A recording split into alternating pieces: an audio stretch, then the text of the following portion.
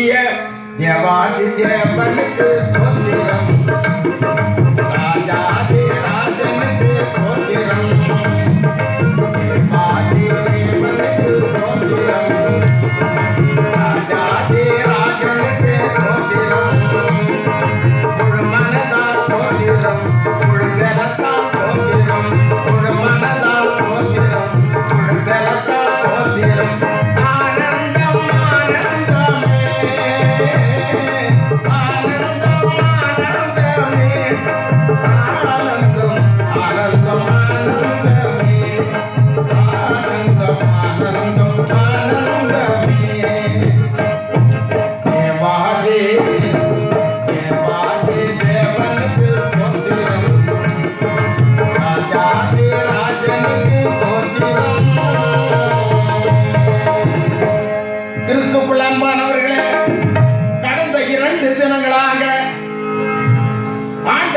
சத்தியத்தை நாம் பார்த்தோம். முதல் நாளிலே நாகமானுடைய ரட்சிப்பை பார்த்தோம்.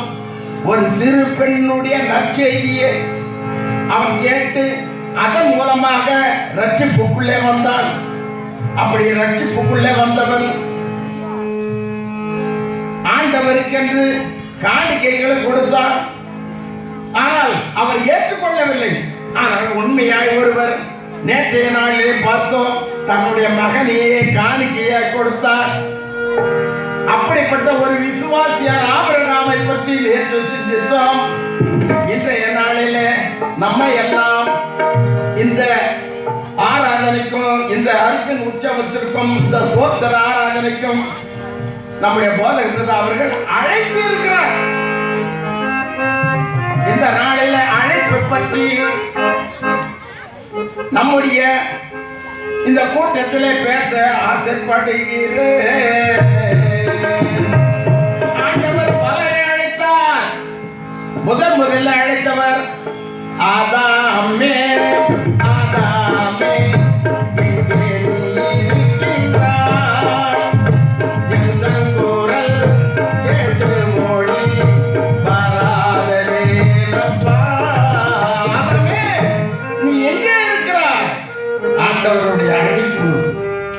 இன்று உன்னையும் என்னையும் ஆண்டவர், மா நீங்க எங்க இருக்கிறீங்க? இந்த நாள்ல அருமையான கூட்டமாச்சே,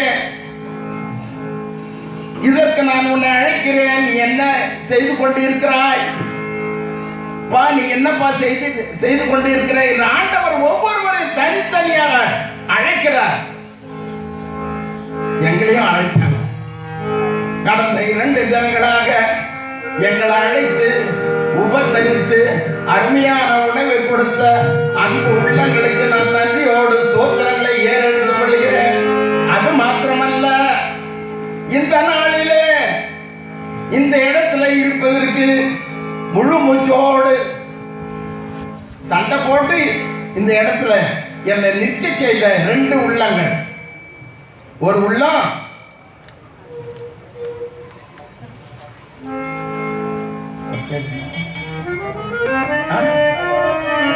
ராஜேந்திரன், அதற்கு அடுத்தவர் என்பராஜ்.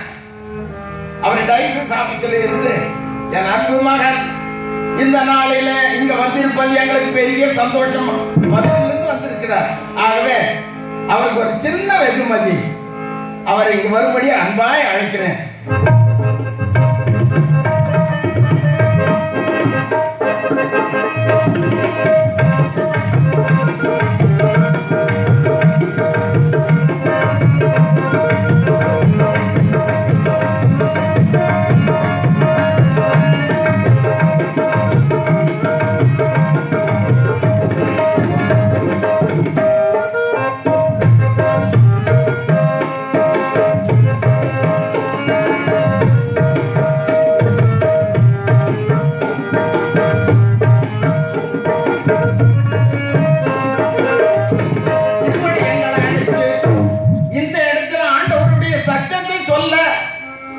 எங்களை ஊக்குவித்த அன்பு உள்ளங்களுக்கு, அது மாத்திரமல்ல பலவித கஷ்டங்களில் இருந்து எங்களை இந்த இடத்துல அன்பாய் உபசரித்த அன்பான வார்த்தைகளை பேசிய எங்கள் போதகமே தான் அவர்களுக்கு எங்கள் உளமாற நன்றியை தெரிவித்துக் கொள்கிறோம்.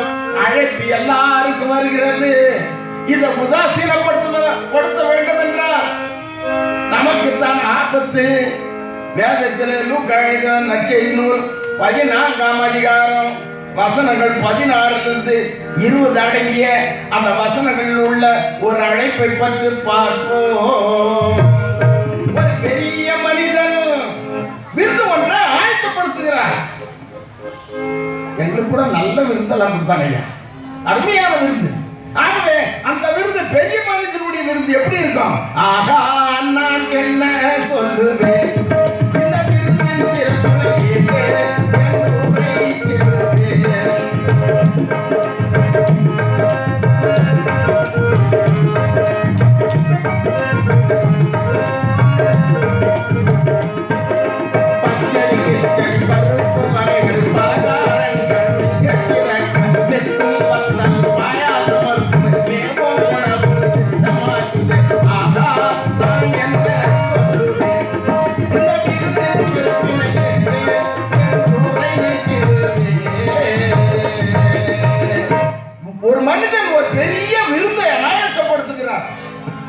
எந்த நேரத்து விருந்து?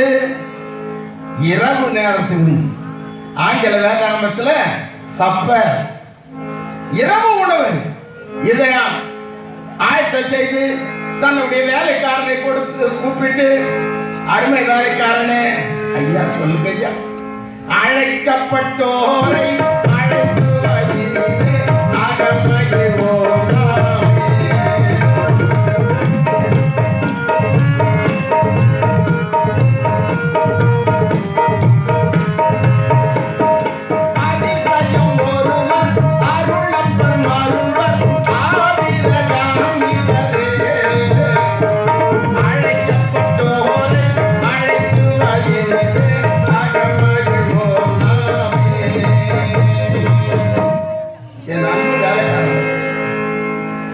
பிள்ளையே, நம்முடைய விருந்துக்கு சிலர் அழைத்து இருக்கிறேன். அவர்களை போய் ஒவ்வொருவராக அழைத்து கொண்டு வரமாட்டா. விருந்து தயாராகிவிட்டது. வேலைக்காரன் போகிறான். முதலாவது மனிதன் வீட்டில் போகிறார். அதிசயம் என்பவர் அவருக்கு பேர். நம்ம வச்சுக்கலாம். வேதத்தில் அந்த பேர் இல்லை. நம்முடைய இந்த கதைக்கு ஏற்றாற் போல இது என்ன நாம் வைத்துக் கொள்ளலாம். முதலாவது மனிதர் அதிசயத்தை போய் பார்க்கிறான். ஐயா வணக்கம் ஐயா, தோத்திரம் ஐயா, தோத்திரம். என்னங்க ஐயா? வாரும் ஐயா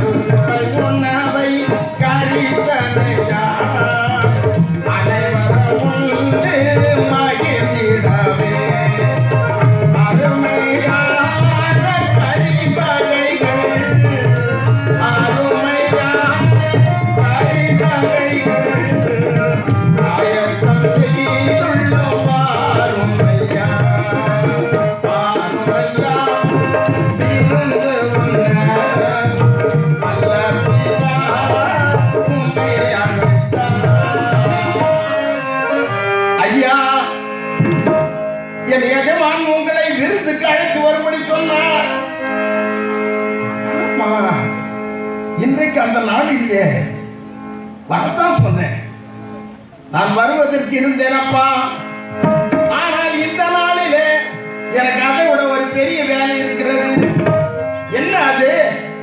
என்னங்க அப்படி சொல்றீங்க? விருந்து உங்களுக்கு தயாரா இருக்குது. இல்லப்பா, அதை விட எனக்கு அங்க ஒரு முக்கியமான வேலை இருக்குது. என்ன? அருகில் உள்ள அருவி ஓரம் அருவி உள்ள நிலமே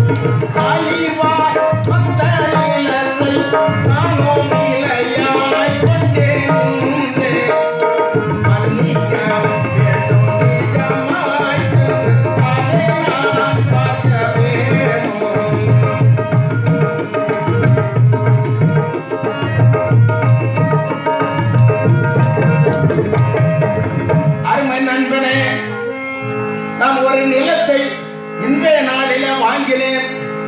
பக்கத்துல ஒரு பெரிய அருவி, அந்த அருவி தண்ணி பாயக்கூடிய அந்த நிலத்தை வாங்கி விட்டேனப்பா. அந்த நிலம் எப்படிப்பட்ட நிலம்? நல்ல பயிர் நிலமா அல்லது தரிசு நிலமா என்பதை நான் சோதித்து பார்க்கணும்பா. ஆகவே என்னால் அந்த விருதுக்கு வர முடியாது, என்னை மன்னிக்க போயிட்டு கேட்டுப்பேன்.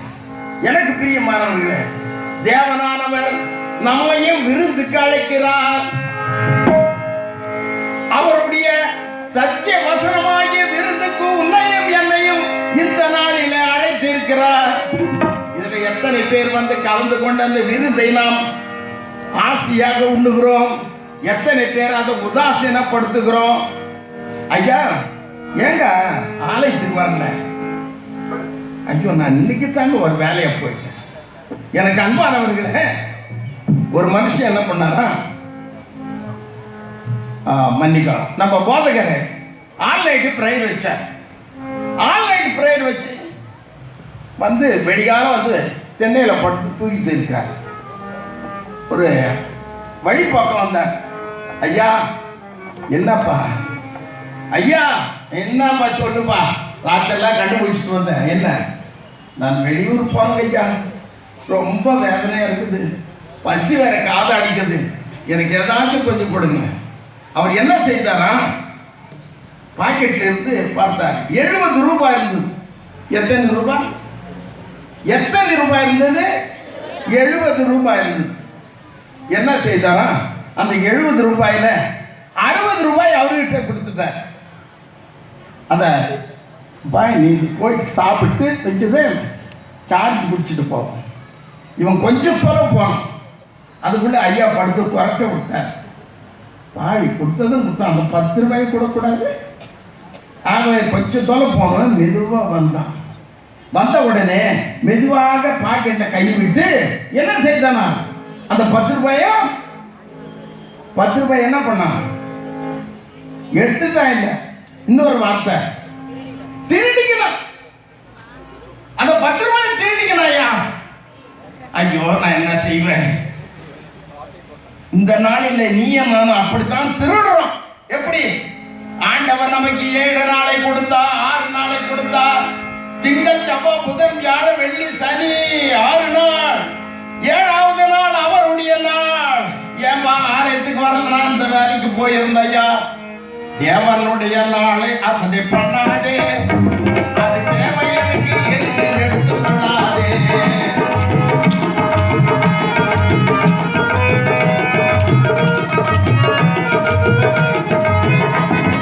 தேவனுடைய நாளை அசதி பண்ணாதே, அது தேவையனுக்கு என்று எடுத்து கொள்ளாதே. 6 நாள் தேவன் உனக்கு தந்தாரே, 6 நாள் தேவன் உனக்கு தந்தாரே, 7ஆம் நாள் அவரது நாள் என்று சொன்னாரே.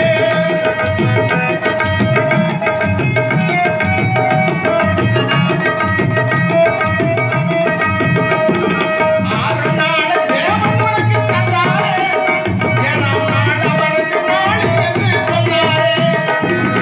அதுவும் வேண்டி என்று எடுத்துக் கொள்ளாதே, நீ அதுவும் வேண்டி என்று எடுத்துக் கொள்ளாதே. அதனால் அதிக சாபம் உனக்கு வரும் மறவாதே, அதனால் அதிக சாபம் உனக்கு வரும் மறவாதே. தேவனுடைய நாளை அசதி பண்ணாதே, அது தேவை என்று எடுத்துக் கொள்ளாதே. ஐயா, இன்னைக்கு தாயா ஒரு நிலம் வந்தது, அது அளவு போட வந்தாங்க, அதனால என்னால வர முடியாது பச்சுங்க ஆலயம். யாருடைய நாள் இல்லை, நீ உனக்கு தேவையானது எடுத்துங்க. இது ஆண்டவருடைய நாள். 7வது நாள் அவருடைய நாள், ஆண்டவருடைய நாள். இதை உனக்கு சொந்தமாக்கி கொண்டால் சாபம். நீ என்ன செய்தாலும் உனக்கு சாபம் தான். கர்த்தரை கண்டடைத்தக்க சமயத்தில் அவரை தேடுங்கள், அவர் சமயமாய் இருக்கையில் அவரை நோக்கி கூப்பிடு. அவருடைய நாளை நீ என்ன செய்ய வேண்டும்? அவருக்கு கொடுக்க வேண்டும். ஆலயத்துக்கு வந்து அவரை தொழுது நம்முடைய எல்லா குறைகளும் அவரிடத்தில் கொட்ட வேண்டும். அந்த நாள்ல நீ ஆலயத்துக்கு வந்து ஆண்டவருடைய ஆசீர்வாதத்தை பெற்ற பிறகு அந்த வாரம் முழுவதும் நீ ஆசீர்வாதமாயிருப்பாய். உன்னை கோயில் மணி அடித்து உன்னை வாப்பா அழைத்து வா என்று வரவழைக்கிறது, உன்னை அழைக்கிறது. இந்த மனுஷனையும் ஆண்டவர் விருந்துக்கு அழைத்தார். இவர் என்ன சொல்றாரு? ஐயா, நான் ஒரு நிலம் வாங்கிட்டேன், அதான் முடியாது. ஐயா, இது என்ன ஆசை? மண் ஆசை. இந்த மண் ஆசையினால இவன் அருமையான விருந்தை என்ன பண்ணான்? உதாசீனப்படுத்தினான். வேதத்தில் ஒரு காட்சியை நாம் காணலாம். ஆசைப்பட்டான் நாபோத் நிலத்துக்கு,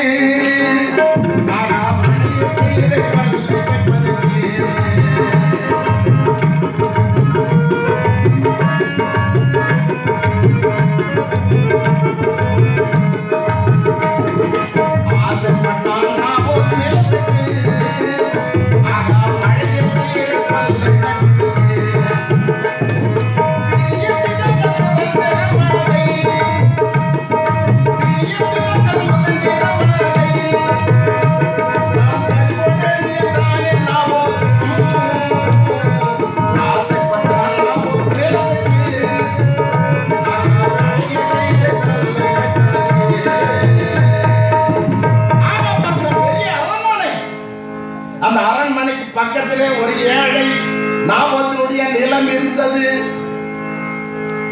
அப்ப அந்த நிலத்தை கொடுத்து கொடுப்பான். இவனுடைய திராட்சை தோட்டம் கீரை பார்த்து வைக்கணும், எனக்கு கொடுப்பான். என்னால முடியாதுங்க, அதை கொடுக்க முடியாது. ஏம்பா, அது என்னுடைய பூர்வீக சொத்து ஐயா, என்னுடைய பரம்பரை சொத்து. ஆகவே நான் அது கொடுக்கவே முடியாது.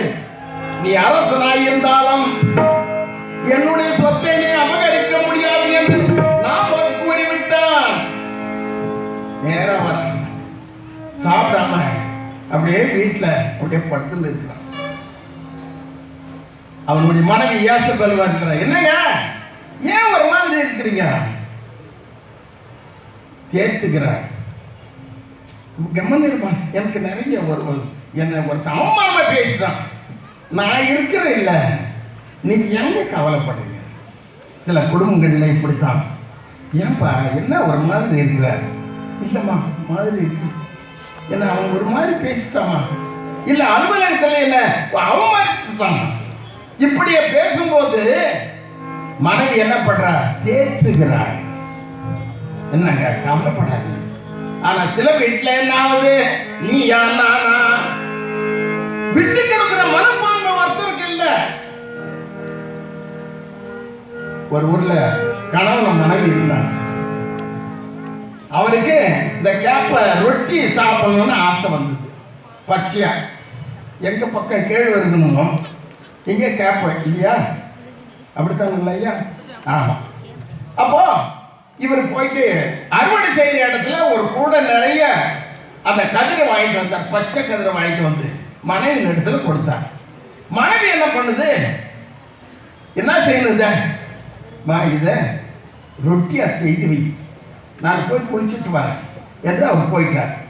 அவர் போய் குளிச்சுட்டு வரும்போது என்ன ஆச்சு? இந்த அம்மா எல்லாத்தையும் ரெடி பண்ணிட்டாங்க. ரெடி பண்ணிட்டு சாப்பிட்றதுக்கு உட்காந்தாங்க. கணவன் மனைவி உட்காந்த உடனே நம்ம ஒரு ரொட்டி எடுத்து கணவனுக்கு வச்சு, என்ன எனக்கு ஒரு ரொட்டி தான் வைக்கிறேன். எத்தனை செய்த? 3 செய்த. என்ன எனக்கு ஒன்று தானமா வைக்கிறேன்? நான் எல்லாத்தையும் அரைச்சி விறகு தேடி விரட்டை தேடி எல்லாத்தையுமே செய்து உனக்கு 2 வச்சுட்டு நான் ஒண்ணா இல்லை, எனக்கு 2 வேணும், உனக்கு ஒன்று. இது 2 பேருக்குள்ள ஒரு வாக்குவாதம் வந்தது. கதவு தாப்பால் போட்டேன். தாப்பா போட்டு இங்க பாரு, ஊங்கொட்டுறவங்களுக்கு 1, ஊங்கொட்டாதவங்களுக்கு 2 படுத்துக்கணும். 2 பேர் மணி சாயங்காலம் 3 மணிக்கு கதவு தாப்பாடு போட்டுருந்து. மறுநாள் ஆச்சு. மறுநாள் காலையில் 10 மணிக்கு கதவு திறக்கவே இல்லை. அக்கம் பக்கத்தில் இருக்கிறவங்க வந்து பார்த்தா, ஐயோ நேற்று நல்லா தான் இருந்தாங்க, நேற்று சாயங்காலம் கூட கணவன் மனைவி சண்டை போட்டாங்களாப்பா, இந்த சாவி வாரத்தில் படுத்தா நீக்கிட்டு இருக்குது. ஐயோ 2 போயிடுச்சு. அப்போ என்ன செய்தாங்க? ஊர் நாட்டாமெல்லாம் வந்து, சரி நான் கதவு இடி, கதவை இடிக்கிறாங்க. ஐயோ அட பாவி, போன வாரம் தானே என் அம்மாட்ட 1000 ரூபாய் வாங்கி வந்து இந்த கதவு போட்டு வாங்கிட்டான்னு சொன்னா ஒன்று தானே கம்முன்னு ஒன்று இருந்துச்சு. சரி என்ன பண்ணாங்க, இடிச்சாங்கப்பா. இடிச்ச உடனே 2 பேரும் தூக்கின்னு வந்து வெளியே கிடக்குனாங்க. தை மாசம் குளிர் எப்படி இருக்கும், பட பட பட பட படன்னு ஒதுருது. டே நான் உயிரா தானே வாங்கிட்டான்னு சொன்னா ஒன்று தானே முடியும். சரி 2 பேரையும் ஒரே பாடையில் வச்சு தூக்கின்னு போறாங்கம்மா. தூக்கின்னு போகும்போது என்ன அப்படி பார்க்குறாங்க, டே நான் உயிரா தானே வாங்கிட்டான்னு சொன்னா ஒன்று தானே கொண்டு போனாங்க. சுடுகாட்டில் என்ன பண்ணாங்க, 2 பேரையும் ஒன்றா வச்சோம். வச்சு வரட்டியெல்லாம் அடைக்கிட்டு மரங்கள்லாம் வச்சு அடைக்கிட்டு பற்ற வச்சுட்டோம். அதாவது நெருப்பு வச்சுட்டாங்க. நெருப்பு வச்சுட்ட உடனே என்ன ஆச்சாங்க, 3 தோட்டிகள் அங்கே வச்சாங்க. இங்க தோட்டிகளுக்கு என்ன சொல்லுவாங்க, தோட்டிதான். 3 பேர் அங்க வச்சுட்டேன். இது வாலிப பணம் அப்படியே எழுந்துக்கும். என்ன பண்ணுங்க, கொம்புல அப்படியே சாத்தி அதிலே போடணும் அப்படின்னு சொல்லிட்டு போனோம். சரி இவங்க என்ன பண்றாங்க, நின்றுக்கிறாங்க தயாரா. 3 பேரும் நெருப்பு வச்சாச்சு. அப்படியே சுருள் எரிஞ்சு இந்த அம்மாவுக்கு நைலாச்சு சார். அந்த சேலையில தீ பிடிச்சி தொடையில சுழிச்சு. ஐயோ எப்பா எனக்கு ஒண்ணு, நீ எழுந்து உட்காந்து வச்சான். அவரு என்ன பண்ண, எனக்கு 2ன்னாரு. அங்க இருந்த தோட்டிங்க எத்தனை பேரு, நம்மள தானே அவங்க பங்கு போடுறாங்கன்னு பிடிச்சாங்க. அவங்க ஓட்டம், அவங்களோட இவங்களோட அவங்களோட இவங்களோட அவங்க நேரம் ஊருக்கு போறாங்க. இவங்க வீட்டுக்கு போனா அப்பதான் நாய் அந்த 3 ரொட்டி தின்னுட்டு வெளியே வருதான். கணவன் மனைவிக்குள்ள எப்படி இருக்கணும், விட்டு கொடுக்கிற மனப்பான்மை இருக்கணும். கீதையில ஒரு வாசகம், விட்டு கொடுக்கிறவர்கள் கெட்டு போவதில்லை, கெட்டு போகிறவர்கள் விட்டு கொடுப்பதில்லை. இங்க விட்டு கொடுக்கிற மனப்பான்மை இருக்கின்ற இந்த இடத்துல பார்க்கும்போது நாபத்தினுடைய, அதாவது ஆகாபாரசனுடைய மனைவி ஏசபேல் தன்னுடைய கணவன் இடத்துல வந்து, நீ எதற்கு கவலைப்படாதப்பா, நாபத்தை நான் பார்த்துக்கிறேன், உனக்கு அவன் நாபத்தினுடைய நலன்தான் வேணும். ஆமா, அவன் என்ன செய்தா ஒரு லிகிதம் எழுதி அனுப்புனான் நாபத்து இருக்கிற ஊருக்கு. அங்கே எல்லாரும் அதை படிச்சுட்டு, நாபத்து கடவுளுக்கு விரோதமாகும், அரசனுக்கு விரோதமாகும் தீமையான வார்த்தைகளை பேசினான். ஆகவே இவனை கல்லெறிந்து கொல்லுகிறோம், கொல்லுப்பா அப்படி கொல்ல வச்சுட்டான். நாபத்து செத்துட்டான்னு தகவல் வந்த உடனே போய அந்த நிலத்தை நீ எடுத்துக்க. அதே பிறகு எழுந்து சாப்பிட்டு அந்த நிலத்தை எடுத்துருக்கு. அதுல உழவு செய்யும் போது கடவுள் நாத்தான் தீர்க்கதரிசி அனுப்பாரு. வந்து பா ஆகாப்பே அணி அயம் மகத்தானே நீ அவகரித்தயதீனே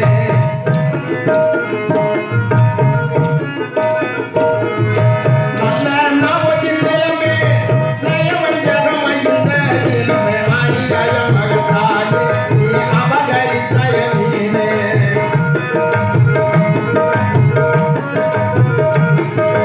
நாவத்து நக்கின இடத்தில் நாயனக்குமே உந்தன் உயிரும், நாவத்து நக்கின இடத்தில் நாயனக்குமே உந்தன் உயிரும். இஸ்ரவேல் மதிகள் பக்கமே நாயன் ஏசபேல் எத்தின வெட்கமே வெட்கமே ஆமி அயம் மகத்தானே நீ அவகரித்தயதீனே. ஆகாபாரசனே, நீ அநியாயமாக நாபத்தை கொண்டு அவனுடைய நிலத்தை பறித்து கொண்டாய். ஆகவே நாபோத்தினுடைய ரத்தத்தை நாய்கள் எந்த இடத்துல நக்கியதோ அதே இடத்துல நாய்களுடைய ரத்தத்தை எனக்கும். அது மாத்திரமல்ல, இஸ்ரவேல் மதிகள் உன்னுடைய மனைவி ஏசபேல நாய்கள் திண்ணையா சாபம் கொடுத்த. எனக்கு அன்பானவர்களே, நீ மற்றவங்களுடைய நிலத்தை வஞ்சிக்கும் போது, ஏமாற்றும் போது இதே சாபம் தான் உனக்கும். ஒரு கவிஞன் பாடணும், ஆடி அடங்கும் வாழ்க்கையடா ஆரடி நீளமே சொந்தமடா. கவிஞர் கண்ணதாசன் அழகா பண்ண, ஆடி அடங்கும் இந்த வாழ்க்கைக்கு எவ்வளவு இடம் சொந்தம், 6 அடி. இந்த காலத்துல அது கூட கிடையாது. சென்னை போன்ற நகரங்கள்ல அந்த பாடி கொண்டு போய் உள்ள விடுறாங்க. 10 நிமிஷம் தான். இவ்வளவு பெரிய செம்புல என்ன பண்ணி வராங்க, அந்த மொத்த அதை கொண்டு வந்து அதனுடைய சாம்பலை கொடுக்குறாங்க. அது கூட சொந்தம் கிடையாது. நீ எப்படி மற்றவனுடைய நிலத்துக்கு மற்றவனுடைய இடத்துக்கு நீ சொந்தம் கொண்டாடுவ? ஆகவே நிலத்துக்கு, அதாவது அந்த மண் ஆசை உன்னை எவ்வளவு தீமைக்கு கொண்டு வருகிறது. ஆக அப்ப இந்த மண் ஆசையினால மடித்து போனான். மடித்து போய் நாய்கள் எந்த இடத்துல நாபத்தினுடைய ரத்தத்தை நக்கியது அதே இடத்துல ரத்தத்தை கொண்டு வந்து நிறுத்துகிறார்கள். நாய்கள் ஆகாப் அரசனுடைய ரத்தத்தை நக்கியது வேகத்துல. எனக்கு அருமையானவர்களே, நீ எதை விதைக்கிறாயோ அதையே நீ அறுப்பாய். இந்த இடத்துல பார்க்கும்போது மண் ஆசையினால சில சமயத்தில் நாம ஆண்டவரை மறந்து விடுகிறோம். 3 ஆசை பற்றி ஆண்டவராகிய இயேசு கிறிஸ்து ஓமையை சொல்லுகிறார். இது நான் சொல்லப்பா, யார் சொல்றது? லூக்கா சுவிசேஷம் 14ஆம் அதிகாரத்துல ஆண்டவராகிய இயேசு கிறிஸ்து ஓமானமா சொல்றார். இந்த முதலாசை மண்ணாசை, இந்த மண்ணாசையினாலே ஆகாப் தன்னையை இழக்கிறான். 2வது இந்த மனுஷன் என்ன செய்கிறான்? 2வது மனுஷன் நிறுத்த போறான். இந்த வேலைக்காரன் 2வது மனுஷன் போயிட்டு கூப்பிடுறதுக்காக போறான். வா ரொம்மையா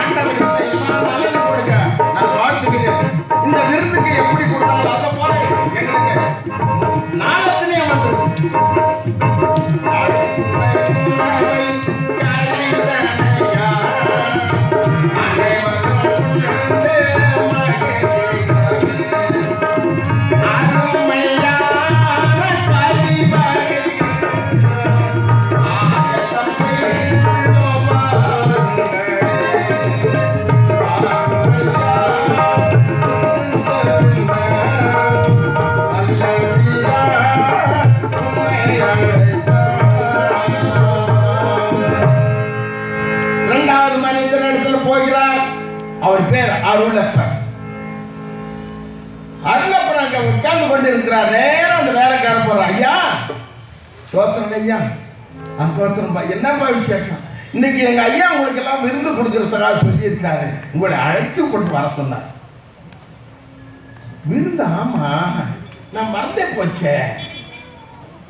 எப்போ சொன்னாரு? நான் வரேன்னு சொன்னேன், ஆனா மறந்து போச்சப்பா. ஐயா என்ன பண்ற? நான் இன்னைக்கு ஒரு முக்கியமான வேலை. என்ன அது? Yeah.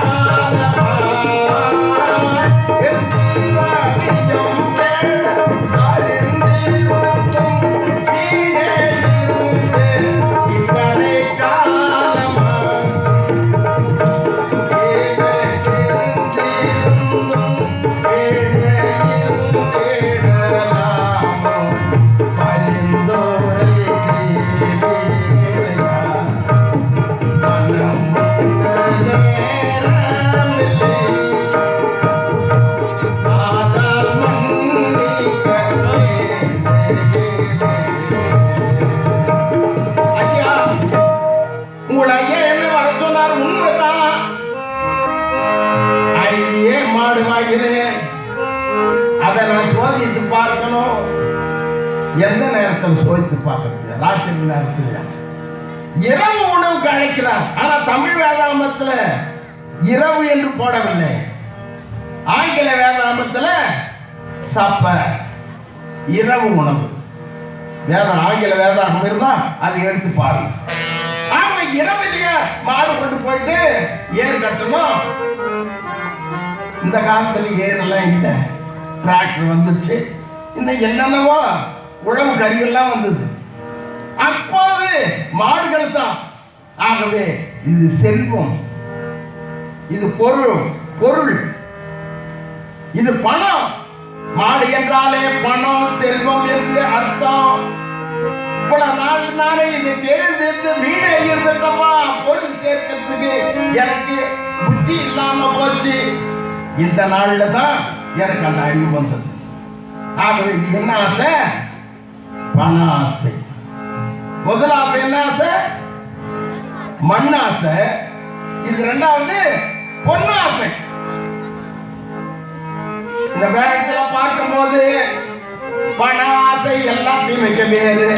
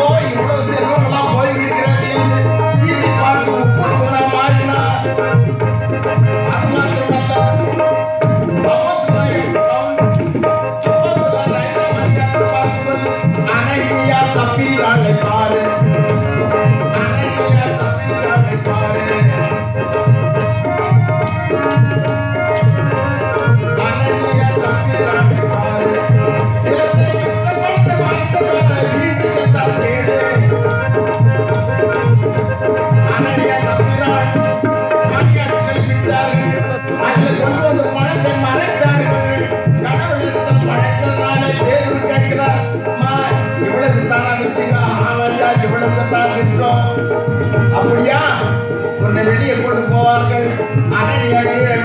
செத்து போறான். பின்னால அவனுடைய மனைவி வருகிறான். அம்மா நிலத்து விழுத்தாமட்டீங்களா? உன் புருஷன் போன இடத்துக்கு நீயே போகலாம். ஜோடியா போறாங்க. ஆகவே இந்த இடத்துல பண ஆசையினால அனனியா சப்தம் மறைத்தார்கள். அது மட்டுமல்ல, 30 வெள்ளி காசுக்காக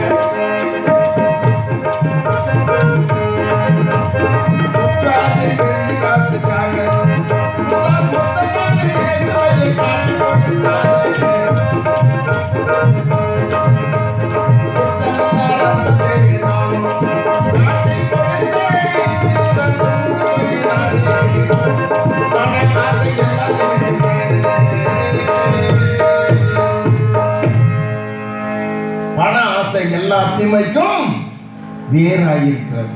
இரண்டாவது மனுஷனுக்கு இந்த பண ஆசை வந்தது. ஆகவே ஆண்டவனுடைய விருந்தை அவன் அலட்சியப்படுத்தினான்.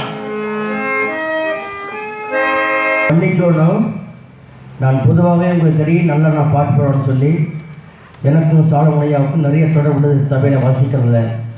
ஐயா தபையில் சாலமோன் குறை சொல்லவே இல்லை, என்னுடைய ஆஸ்தான் அவர்கள். ஆனால் இன்றைக்கு இந்த நிகழ்வெல்லாம் பார்க்கும்போது நம்முடைய இயேசு ரத்னமையுடைய ஊழியத்தை மிக சிறப்பாக ஒன்று சேர்க்கின்ற வகை சேர்க்கின்ற மிக சிறந்த இசை எது சொல்ல முடியுமா?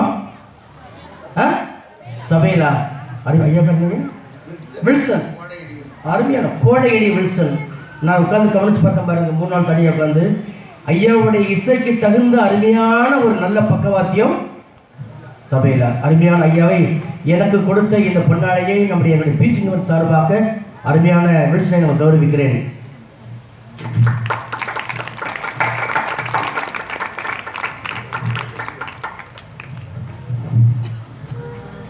ஐந்து பேர் அண்ணன் தம்பிங்க. நான் மூத்தவன். எனக்கு அடுத்தவர் சத்துணவு அமைப்பாளராக எனக்கு ஓய்வு பெற்றார். அவருடைய மகன் தான் இங்கே தோரம் வாசிக்கிறவர். அதுக்கு அடுத்தவர் தனசிங் ஆர்பிஎஃப், அதில் கான்ஸ்டபிளாக வேலை செய்கிறாரு, ரயில்வே போலீஸ். மூன்றாவது ஏ ரூபன் தாஸ், அவர் எம்டி ஸ்கூலில் தலைமை ஆசிரியராக இருக்காரு. கடந்த மாதத்தில் மதுரைக்கு அவர் ஹார்மோனியம் வாசிக்க வந்தார்.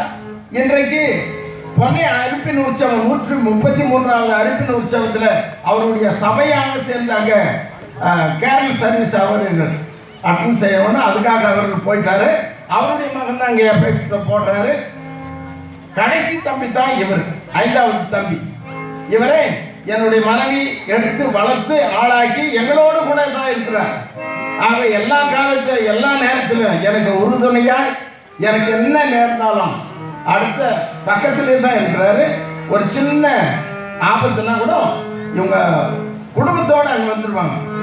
ஆகவே மற்ற உறவுக்கு மாத்திரம் இல்லை, ஆண்டவருடைய ஊழியத்துக்கும் எனக்கு ஊழியத்துக்கும் வலது கையாக இருந்து என்னை தாங்கிறவன் என்னுடைய சகோதரன். அடுத்ததுங்க ஹார்மோனி வாசிக்கிறார். அவரு எனக்கு அண்ணன் மகன், த பெஸ்ட் ஹார்மோனிஸ்ட். அது மாத்திரமல்ல, இவரும் ஒரு ஊழிக்காரர் தான். PET master, retired PET master. இவருடைய சகோதரர் வேலூர் டயசிஸினுடைய வைஸ் பிரசிடென்டா இருக்கிறார், ரெவரண்ட் சாது சத்யராஜ் என்பது. ஆக இப்படியே நாங்கள் ஊழியத்தை செய்து வருகிறோம். இந்த நாளில எங்களுக்கு இந்த அழைப்பு வந்தது. எப்படி இந்த விருந்துக்கு அழைப்பு வந்ததோ அதே போல எங்களுக்கு அழைப்பு வந்தது. என் அருமை சகோதரன் ராஜேந்திரன், அப்புறம் இன்பராஜ், இவர்கள் மூலமாக ஐயாவை போய் சரியா சண்டை கொடுக்குறாங்க. அதனால தான் இங்க வந்துட்டாங்க. ஏன்னா அவருக்கு நிறைய இனிமேலே நீங்க எங்க கூப்பிட்டாலும் நாங்க தயாரா இருக்கிறோம், எந்த இடத்துல கூப்பிட்டாலும் நாங்க வருவதற்கு தயாரா இருக்கிறோம் என்று வாக்கு கொடுக்கிறோம். ஆகவே இந்த 2வது மனுஷன் பண ஆசைனால இந்த விருந்தை அலட்சியப்படுத்தினான். முதல் ஆசை மண்ணாசை, 2வது ஆசை பொன்னாசை. நாமும் கூட இந்த உலகத்துல பொன்னாசையினால ஆண்டவருடைய ஆலயத்துக்கு வருவதற்கோ ஆண்டவருடைய ஊழியத்துக்கு வருவதற்கோ நாம் தடையாக இருக்கிறோம். அட போய இன்னைக்கு ஆலயத்துக்கு போன அங்க வரக்கூடிய வருமானம் போயிடும். அங்க வந்தா ஏறக்குறைய எனக்கு ஒரு 10,000 ரூபாய் இன்னைக்கு வருமானம் வரும். ஆனா பணம் வரும் என்று ஆசைப்பட்டு போனா ஒன்னும் நடக்காது. ஒருத்தர் என்ன செய்தானா, மைதாசன் ஒருத்தன். அந்த மைதாசி என்பவன் என்ன பண்ணா, கடவுள் இடத்துல வரம் கேட்டான். இரவு படுக்கும்போது, ஆண்டவனே எனக்கு நீ காட்சி கொடுக்கணும். சரி எதுக்குப்பா? ஆண்டவன் வந்து நின்னார். என்னப்பா உனக்கு என்னப்பா வேணும்? ஐயா நான் தொட்டதெல்லாம் பொண்ணு ஆகும். அவ்வளவுதானே? சரிப்பா, நாளைக்கு காலையில போயிட்டு அங்க பக்கத்துல இருக்கிற நதியில குளிச்சுட்டு நீ எதை தொடறியோ அத்தனை பொண்ணாயிடும். போ, ஆண்டவர் வரம் கொடுத்துட்ட. இவருக்கு ராத்திரி தூக்கம் வருமா? கட்டுன்னு இருக்குது. எப்போ பொழுது வெடியும் பார்த்துறாரு. வெடிகாலம் ஆச்சு. எடுத்து பார்த்தா 4 மணி. ஐயோ இருட்டு இருக்குது. சரி இன்னும் கொஞ்ச நேரம் தூங்கலாம் அப்படின்னு படுத்தா தூக்கம் வந்தா தானே. சரி பார்க்கிறார், கொஞ்சம் கிழக்கு வெடிக்கிறார். அந்த பக்குவத்தில் வெளியே வந்தார். வந்தவனா விடியற் காலம் ஆயிடுச்சு. நேரம் போனார், நதியில குளிச்சுட்டு நேரம் வந்தார். யாருக்கும் தெரியாது. முதல்ல எங்க நுழையிறாரு? வாசல் நுழையிறாரு. அது வாசல் கால தொட்டார். அது மரக்கதவா இருந்தது, தங்க கதவா மாறிடுச்சு. கதவு தொட்டாரு, அதுவும் மாறிடுச்சு. உள்ள போய் எல்லா பொருளும் தொட்டிட்டு வர்றாரு. ஒவ்வொன்றும் தங்கமாக மாறிடுது. ஐயோ எனக்கு எவ்வளவு சந்தோஷம். ஐயோ போச்சு. சரி, ஒரே மக அவ தூக்கிட்டு இருக்கிறா. சம்சாரம் என்ன பண்ணுது, இட்லி கொண்டு வந்து வைக்குது. ஏங்க இந்தாங்க சாப்பிடுங்க. இவர் என்ன பண்ணாரு, இந்த இட்லி தொட்டாரு, இட்லி தங்கமா மாறிடுச்சு. சாம்பார் தொட்டாரு, சாம்பார் தங்கமா மாறி. கொஞ்ச நேரத்துல டேடி எப்படி இருக்கிறீங்க டேடின்னு வந்து பொண்ணு பக்கத்துல நின்றுச்சு. இப்படி நின்றுச்சு பாப்பா அப்படின்னு தொட்டாரு, அப்படி நின்று போச்சு. எப்படி இருக்கும் அவருக்கு? ஒரே மக, செல்ல மக. ஐயோ மகளே, நான் என்ன செய்வேன்? உன்னை நான் சிலை ஆக்கிட்டேன்மா. என்னுடைய பேராசைனாலே என்னுடைய மகளையே நான் இழந்து விட்டேனே. ஓன அழறான். என்ன செய்யறதுன்னு புரியல. மனைவி வந்து கேட்கிறேன், என்ன தொடாது தொடாது தூரப்போம். உன்னை தொட்டாலும் நீ என்ன ஆடுவேன், பொண்ணா மாறிடுவேன். என் மகன் பொண்ணாயிடுச்சு. ஒரே கூக்குரல் போடுறான். இவனுடைய ஆசை, பேராசை. தன்னுடைய ஒரே மகளையே இவன் என்ன பண்ணான், சிலை ஆக்கிட்டான். அன்னைக்கு ராத்திரி, என்னப்பா மைதா போதுமாப்பா, அப்பா சாமி என் வாழ்வே வேணாம். அந்த வர நான் தொட மையனுக்கு தேவையானது என் பொண்ணு. அப்பா டேடின்னு வந்து கூப்பிடுற என் மகளை எனக்கு வேணும். எனக்கு வேற ஒண்ணுமே வேண்டாம். நான் ஏழையா இருந்தாலும் பரவாயில்ல. அப்படின்னா ஒண்ணு செய், விடியிருக்காலும் நீ எழுந்து போயிட்டு ஒரு செம்புல தண்ணி கொண்டு வந்து, நீ எந்த ஆத்துல குளிச்சுட்டு அதே ஆத்துல குளிச்சு எழுந்து ஒரு செம்புல தண்ணி கொண்டு வந்து உன்னுடைய மகள் பேரு தெரியும் எல்லா இடத்துல அந்த தெளிச்சுனா எல்லாம் நீங்கிடும் என்று சொன்னான். அப்படி அவன் என்ன பண்ணான், காலையில போயிட்டு யாரு எந்த பொருளும் எனக்கு தேவை, எனக்கு தேவை இது என் மகத்தான் எனக்கு வேணும். என் செல்ல மகன் டேடின்னு கூப்பிடுது, இதுதான் எனக்கு வேணும் என்று சொல்லி அவன் காலையில போய் தண்ணி எடுத்துன்னு வந்து முதல்ல என்ன பண்ணான், மகள் தெளித்தான். எல்லா பொருளும் இது தெளித்தானா. அப்போ அந்த மகன், அப்பா என்னப்பா என்ன ஒரு மாதிரி இருக்கிறீங்க? ஒன்றும் இல்லைடா செல்லம், ஒன்றும் இல்லை. என்னுடைய பேராசையினால என் மகளையே நான் இழக்கிறது. ஆனா இன்றைய நாளிலே நீ என்னை அப்பா என்று கூப்பிடுறதால எனக்கு எல்லா பொருளும் வளர்ந்தது. எனக்கு அருமையானவர்களே, மன ஆசை உனக்கு இருந்தால் அதை முதல்ல மூட்டை கட்டி வைங்க. ஆண்டவருக்கு தேவை எந்த நேரத்தில் எது வேண்டும் என்று. எனக்கு அருமையானவர்களே, இது பொன்னாசை. பொன்னாசையினால அருமையான விருந்தை இந்த மனுஷன் உதாசீனப்படுத்தினான். இந்த வேலைக்காரன் மூணாவது ஒரு இடத்துக்கு போறான். மூணாவது ஆள் ஐயா யூதாசை நம்ம பார்க்கிறோம். யூதாசு என்ன நினைச்சான் தெரியுமா? ஆண்டவரை காட்டி கொடுத்து விட்டார், அவர் எப்படியாவது தப்பிச்சிடுவார். ஏன்னா 2 முறை கல்லெறிய சமயத்துல ஆண்டவர் என்ன பண்ணாரா, அவர்களுடைய கண்களுக்கு மறைந்து போனார். இதை யூதாஸ் பார்த்தான். ஆகவே இவன் என்ன பண்ணா, ஆண்டவரை சும்மா வெறுங்கையில் இல்லை, காட்டி கொடுத்தான் 30 வெள்ளி.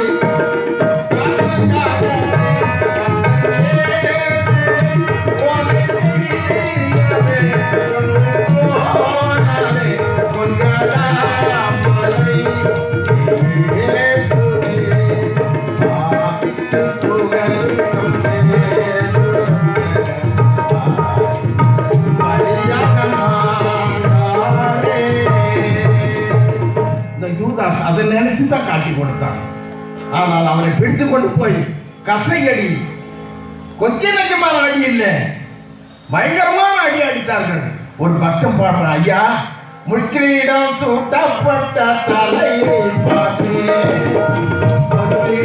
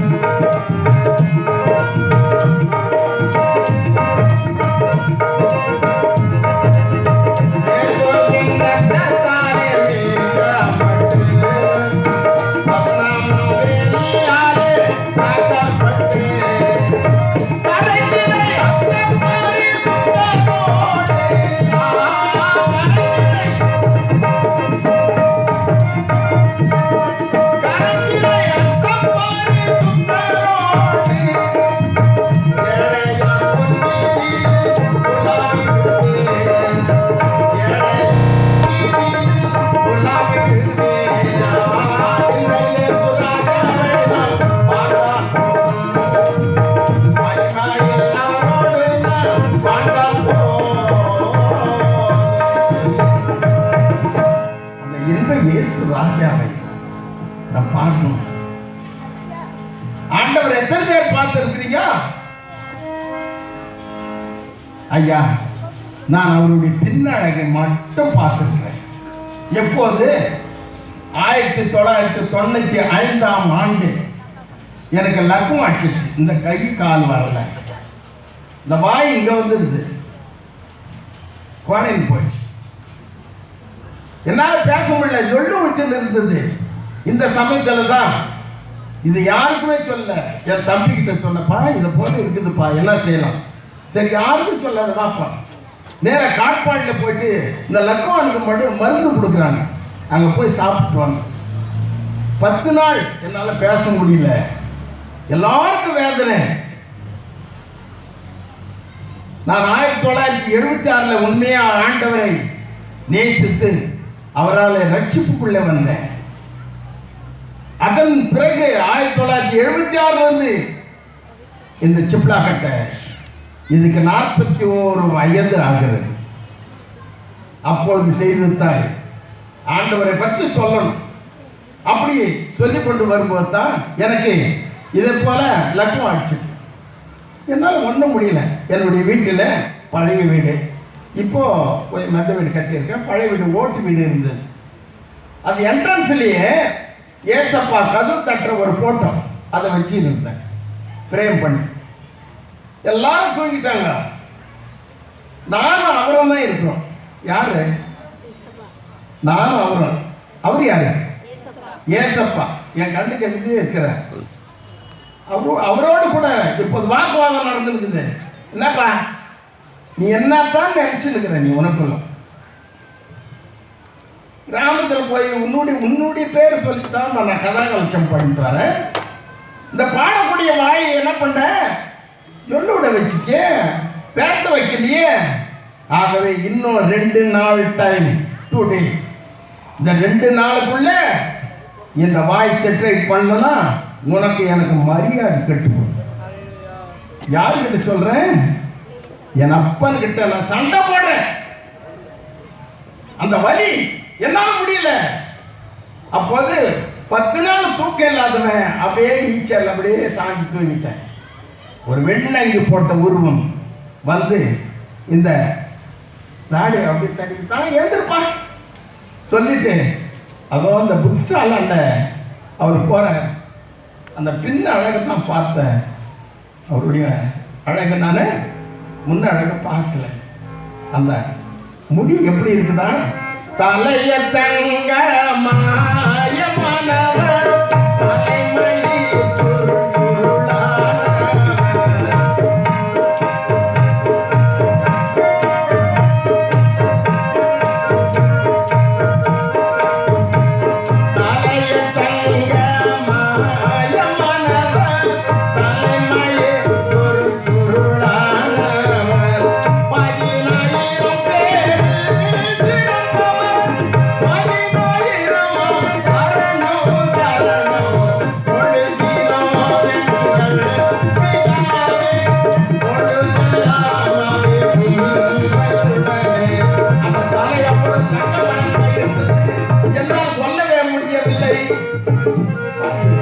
என்னால் சொல்ல முடியல.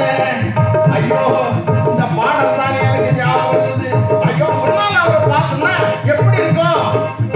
கண்கள் பூரா கண்கள் போல கண்கள் பாட்டி போல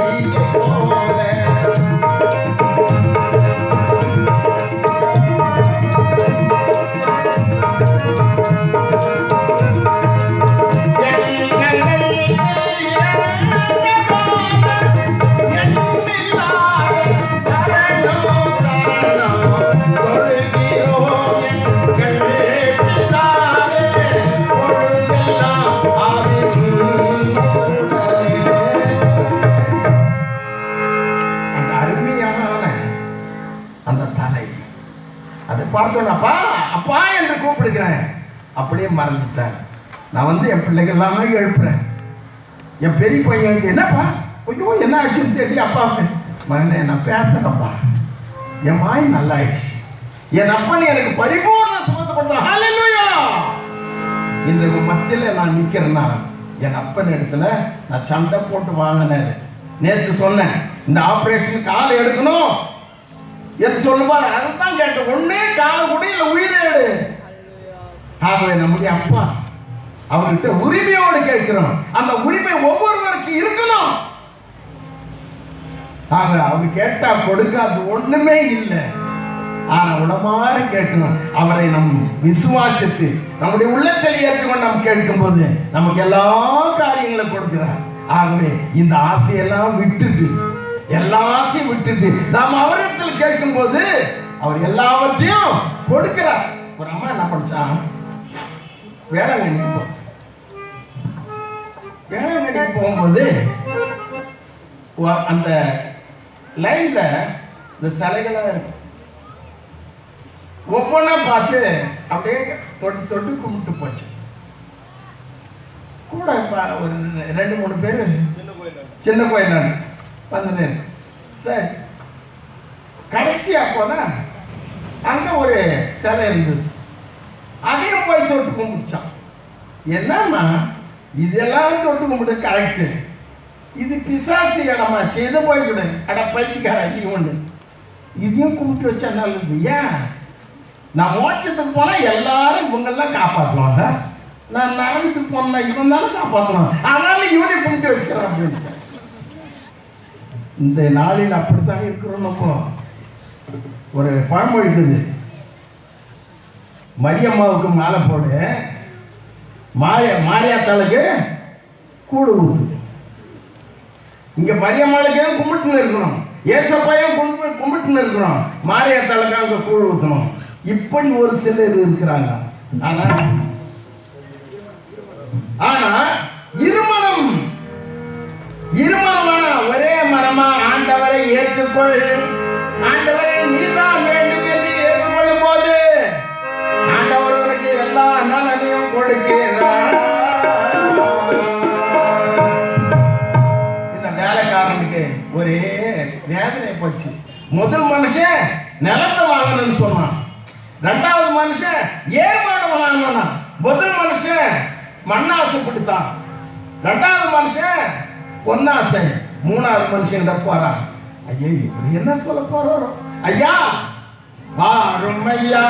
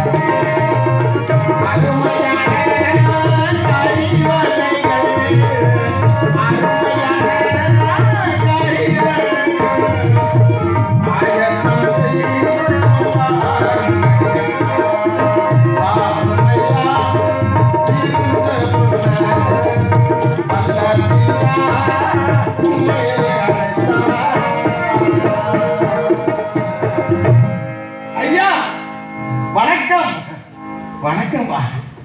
என்னப்பா, எங்க ஐயா ஒரு பெரிய விருதை ஆயத்தப்படுத்திருக்கிறார், அதுக்கு உங்களை எல்லாம் அழைத்தாராம் ஐயா. அழைத்தது உண்மைதான், ஆமா. ஆனா அந்த விருந்துக்கு என்னால வரவே கூடாது.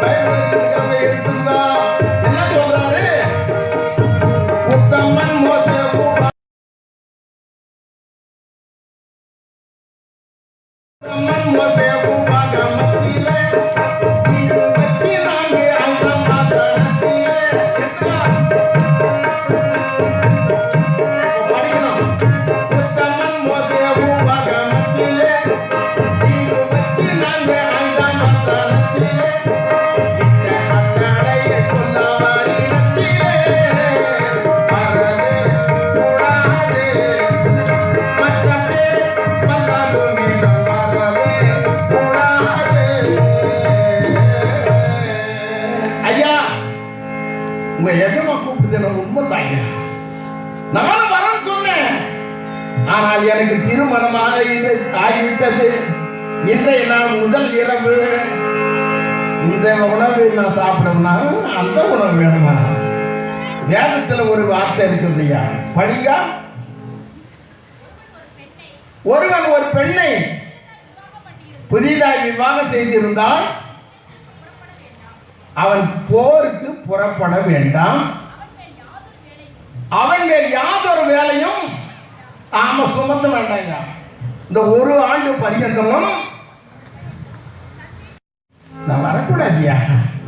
அந்த விருந்தோட விருது எனக்கு பெருசியா. நான் சொல்ல வேணும் சொல்லுது. ஒரு வருஷம் எனக்கு எந்த வேலையும் கொடுக்க கூடாது. ரெண்டாவது, இந்த ஒரு வருஷ கால பரியந்தமும் இந்த பெண்ணோடு கூட சந்தோஷமா இருந்து நான் என்ன செய்யணும்? அவளை சந்தோஷிக்கணும். நான் போருக்கே போகக்கூடாது. இந்த விருதுக்கு வேற வரணுமா? இது என்ன ஆசை? பெண் ஆசை. எனக்கு அன்பானவர்களே, உபாகமம் 24:5 அழகா சொல்லி இருக்கிறார். இதை கட்டவன் பெண்ணினால இந்த நாள் எத்தனை பேர் தங்களுடைய வாழ்க்கையை இழந்திருக்கிறார். சாவுது சர்க்கார்னு ஒரு பெரிய ஊழியக்கார் 1965-67 நான் விருதப்பட்டில ட்ரைனிங் படிச்சிருக்கேன். அப்போ சாது சர்க்கார் அங்க எங்க கிரவுண்ட்ல அந்த பிளே கிரவுண்ட்ல மீட்டிங் போட்டார். அவர் எங்க தங்கணும்? பக்கத்தில் ஒரு டாக்டர், அந்த டாக்டர் வீட்டில் போய் தங்குறாங்க. இந்த மீட்டிங் முடிஞ்சு அங்க போய் தங்கிடுவாரு. அதன் பிறகு இன்னொரு இடத்துல கூட்டம் போட்ட உடனே அவருடைய பவர் எல்லாம் போயிடுச்சு. அவர் கையை நீட்டிட்ட உடனே எல்லாரும் பொத்து பொத்துன்னு கீழே விடுவாங்க. ஐயா, ஒரு குருடன் கூட பார்வை பெற்றான் அவரால். நாங்கள் எல்லாம் விசுவாசித்தோம். கடைசி அவருடைய பவர்ல எப்போ வச்சு அந்த டாக்டர் அம்மாவுக்கும் இவருக்கும் ஒரு தொடர்பு ஏற்பட்டு இவருடைய பவர் எல்லாம் சாத்தான் பிடிக்கிவிட்டான். ஊழியர் தடைப்பட்டு போச்சு. அதன் பிறகு அவர் பேரு கட்டு போச்சு. எந்த இடத்துல இருக்கிறாருன்னு தெரியாம போச்சு. எனக்கு அன்பானவர்களே, வேதத்திலையும் பார்க்கிறோம். ஓ ஓ ஓ பெண்ணாசையால பெருமை போனது.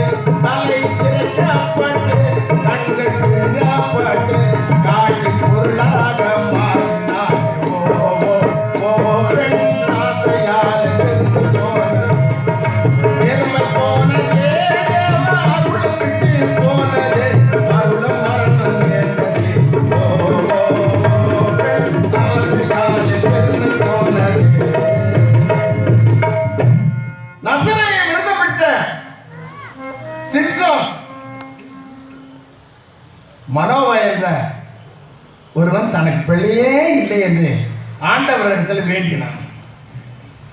அவனுடைய மனைவி அங்க வேலை செய்து கொண்டு இருப்பது தேவதூதன் வருகிறான். ஒரு உற்பவ காலத்துல ஒரு அழகான பையன் பிறப்பான். அவன் தலையில சவரகன் கத்தி படக்கூடாது. அவன் நர்சரைய விரதம் இருக்கணும். அவன் பரிசுத்தமாய் இருக்கணும். ஆகவே அவனை எனக்காக வளர்வு. ஏன்? என் இஸ்ரவேல் மக்களை அவன் நியாயம் விசாரிக்கிற நியாயாதிபதி. 14 ஆண்டுகள் இஸ்ரவேல் மக்களை நியாயம் விசாரித்தவன் சிம்சோன். நல்ல திடகாத்திரமானவன். அப்படிப்பட்டவன் தெளிலால் என்ற வேசியினுடைய உறவு வைத்துக் கொண்டிருந்ததுனால எல்லாரும் வந்து இவனுடைய பலம் எங்க இருக்குதுன்னு கேட்டான். ஐயா இவரை கட்டி போட்டு ஐயா பெலிஸ்தர் வந்துட்டாங்க சொன்ன உடனே அப்படியே உதறான். அந்த கயிறுகள்லாம் பட்டு பட்டுன்னு அறுந்து போகுது. அவ்வளவு பலசாலி. வேதத்துல சிம்சோனை போல பலசாலி வேற ஒருத்தரும் இல்ல. அவ்வளவு பலசாலி. கடைசியா என்ன செய்யறான்? நீ எனக்கு ரொம்ப ஏமாத்துற, எனக்கு உன் விலை எங்க இருக்குதுன்னு சொல்லு. ரொம்ப தொந்தரவு பண்ணிட்டு இருக்கு. பொதுவா சில குடும்பத்துல பார்க்கும்போது நச்சரிப்பு நிறைய இருக்கும். ஐயோ ஐயோ ஐயோ ஐயோ, ஏன் உன்னை கட்டிக்கிறது ஒரு பேய் கட்டின்னு இருக்கலாம். நீ ஏன் அவ்வளோ இம்சை கொடுக்கல எனக்கு? நீ கட்டிக்க வேண்டியது தானே. என்ன பண்ண கட்டின பிறகு தானே எனக்கு ஞானம் வருது அப்படின்னு. ஆகவே இந்த சிம்சோனை அவளுடைய தொல்லை தாங்க முடியாத என்ன செய்தானா, என்னுடைய தலை முடியல தான் என்னுடைய பலம் இருக்குது சொல்லி பெலிஸ்தர் வந்து கேட்கிறாங்க.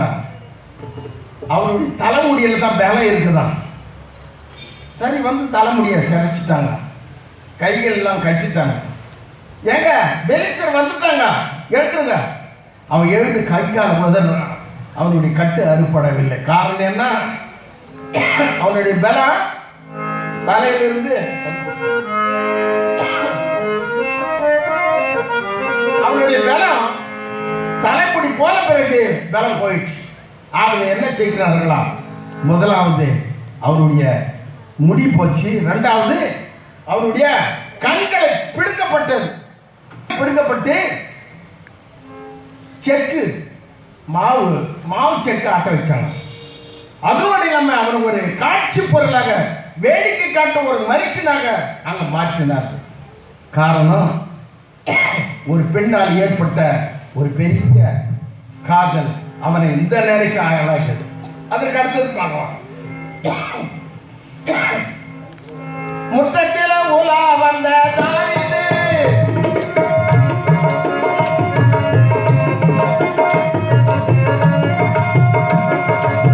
முற்றத்தில உலா வந்த தாவீது, முழு நிர்வாணமாக குளிக்கும் பெண்ணை பார்த்து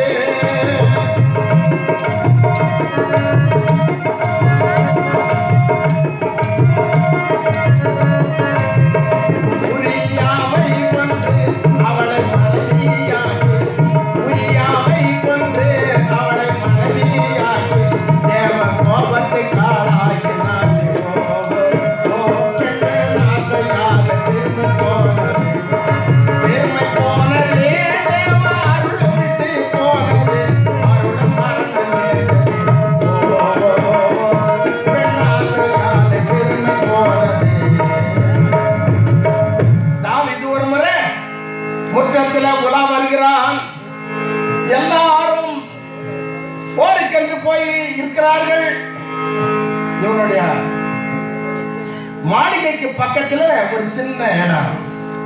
இவன் மேலே மாளிகையில உலாவி வருகிறான். முற்றத்திலே உலா வரும்போது பக்கத்துல ஒரு பாத்ரூம் இருக்குது. அதுல ஒரு பெண் குளித்து கொண்டிருக்கிறான் நிர்வாணமா. அவளை பார்க்கிறான். யார் இவ? ஐயா, இவ உரியாவனுடைய மனைவி, உங்களுடைய படைத்தளபதி உரியா அவனுடைய மனைவி. அப்படியா? எவ்வளவு அழகா இருக்கிறாங்க. இவன் கேட்டிருந்தா எத்தனையோ பெண்கள் ஆண்டவர் கொடுத்திருப்பார். ஆனா இவன் என்ன பண்ணா, அவனுடைய அழகில மயங்கி அவளை வரவேற்று அவளை தனக்கு மனைவியாக்கி கொண்டான். அது மாத்திரமல்ல, உரியா வர வச்சு, பாப்பா உன் சம்சாரம் அங்க தனியா இருக்கிறப்போ இல்ல, என்னோடு கூட என் படை வீரர்கள் எல்லாம் அங்க போருக்கென்று இருக்கும் போது நான் மாத்திரம் என் மனைவியோடு இருப்பான். அதெல்லாம் முள்ள தாவீதுக்கு ஒரு பெரிய குற்ற உணர்வு வந்தது. ஐயோ, அந்த பெண்ணை நம்ம கெடுத்துட்டுமே. அவன் கர்ப்பம் தரித்து குழந்தை பெற்றா அவன் யாருக்கு பிறந்தவன் அப்படி எல்லாரும் கேட்பாங்க இல்லையே. அவன் வீட்டுக்காரன் அங்க இல்லையே. ஆகவே இவனை என்ன செய்யறது? உடனே என்ன செய்தான், ஆட்கள் கிட்ட சொல்லி அனுப்பினான். உரியாவை என்ன பண்ணுங்க, ஒரு நடக்கும்போது மத்தியில கொண்டு போய் வச்சு அவனை கொல்லும்படி ஏற்பாடு பண்ணுங்க. அவனை கொல்ல வச்சது தாவீது. உடனே நாத்தான் தீர்க்கதரிசி ஆண்டவர் அனுப்புறார். நேரா நாத்தான் வருகிறார். தாவீதே, அரசனே வாங்க, என்னங்க உங்ககிட்ட ஒரு நீதி நியாயம் விசாரிக்கணும், என்ன சொல்லுங்க. ஒரு பெரிய பணக்காரனுக்கு நிறைய ஆடு மாடுகள் இருந்தது. பக்கத்துல ஒரு ஏழையா ஒரே ஒரு ஆட்டுக்குட்டி வச்சணும். ரொம்ப செல்லமா வளர்த்திருந்தான். தன் குழந்தை போல பாதுகாத்தான். அவன் வீட்டுக்கு ஒருத்தன் விருந்தாளி வந்தான்.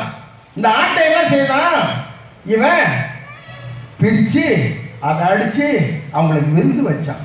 யார் அவன்? அவன் இப்பவே கொல்லப்பட வேணும், அவன் தண்டிக்கப்பட வேணும். யார் அந்த மனுஷன்? நீயே அந்த மனுஷன். நாத்தான் தீர்க்கதரிசி சொல்றான், நீயே அந்த மனுஷன். எப்படி? உரியவனுடைய மனைவியை நீ அபகரித்தாய், அவனை கொன்று விட்டாய். ஆகவே நீ பெரிய பாவம் செய்த, இரத்தக்காரை பிடித்தவன். எனக்கென்று நீ ஆலயம் கட்ட சேர்த்து வைத்த பொருளாலே எனக்கு நீ ஆலயம் கட்ட முடியாது. இரத்தக்கரை படைந்த உன்னுடைய கரத்தினாலே எனக்கு ஆலயம் கட்ட வேணாம். நீ எத்தனையோ பேருடைய காணிக்கைகள் ஆண்டவரால மறைமுகமாக தள்ளுபடியாகுது. ஏங்க நான் இது செய்யறேங்க, அப்படியா? சரி பார்க்கலாம், அப்புறம் பார்க்கலாம். ஏன் நீ செய்த ஒவ்வொரு இரத்தக்கரை படிந்த ஒரு சில காரியங்களால இது என்ன ஆகுது? தவிர்க்கப்படுகிறது. எனக்கு அன்பானவர்களே, நம்ம எப்படி இருக்கிறோம் கொஞ்சம் சோதித்து பார்க்கணும். அடுத்ததாக இன்னொரு வருகிறார். ஞான வேண்டி வரம் பெற்ற சாலமோன்.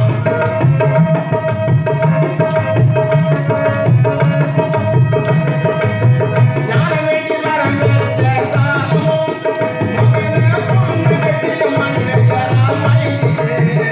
விக்கிரக வணக்கத்துக்கு பதவியும் பறிப்போனது.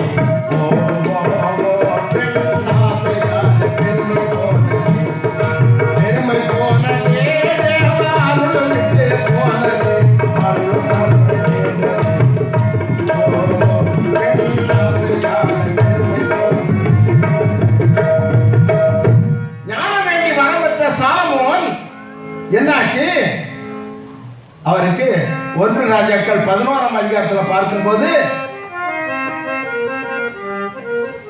1 - 11 வசனங்கள் நம்ம வாசித்தோமா இருந்தால் அவனுக்கு பிரபுக்கள் குலமான, படிக்க பார்க்கலாம். 1 ராஜாக்கள் 11ஆம் அதிகாரம். அவனுக்கு பிரபுக்கள் குலமான 700 மனையாட்டிகளும் 300 மறுமனையாட்டிகளை இருந்தார்கள். சொல்லுமா. அவருடைய ஸ்திரீகள் இருதயத்தை வழிவிப்போக பண்ணினார்கள். போதுமா? அந்த 1000 பேர்ப்பா, 1 2 இல்லப்பா, 1 இல்லை. நம்ம வீட்டில் இல்லை, பக்கத்து வீட்டில் இன்னொருத்தர்கிட்ட பேசினாவே அது என்னென்னவோ கதை கட்டி விட்டுறாங்க இல்லையா? இல்ல 2 கல்யாணம் பண்ணிக்கினா அவனுடைய கதை வேற. ஒருத்தர் என்ன பண்ணாரா, 50 வயசுல இன்னொரு கல்யாணம் பண்ணாரு.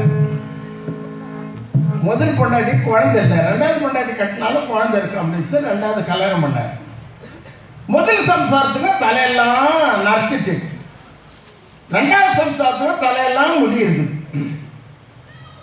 இவர் தூங்கும் போது இந்த முதல் சம்சாரம் என்ன பண்ணுமா, 2வது சம்சாரம் என்ன பண்ணுமா, இந்த வெள்ளை முடியெல்லாம் எடுத்துடும். ஏன்? நம்ம முடி கருப்பாகுது, நம்ம வீட்டுக்கார முடி வெள்ளையா இருந்தா பார்க்குறேன், என்ன இது கிழவனை கட்டிங்க அப்படின்னு சொல்லுவாங்க இல்லை. அதனால இந்த வெள்ளை முடியெல்லாம் எடுத்து பெருசு வந்து பாச்சு, அடிப்பாடி